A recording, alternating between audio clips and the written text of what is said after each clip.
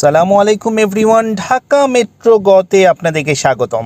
এই প্রচণ্ড গরমের মধ্যে আপনার গাড়িকে আপনি কিভাবে যত্নে রাখবেন এবং গাড়িটা কিভাবে নিরাপদ থাকবে ভালো করে লক্ষ্য করুন। প্রথমত, আপনি আপনার গাড়ির ইন্টেরিয়র সবসময় পরিষ্কার রাখুন এবং ধুলামুক্ত রাখুন এবং সবসময় এসি দিয়ে গাড়ি চালাবেন।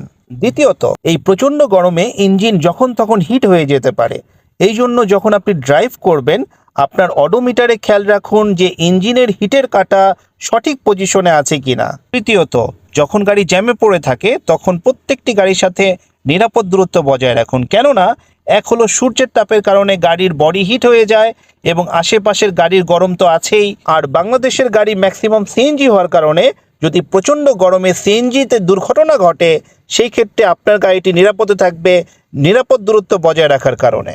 আর চতুর্থত, আপনার গাড়ির ইঞ্জিনে অবশ্যই ব্র্যান্ডের লুব্রিকেন্ট ঢালার চেষ্টা করুন।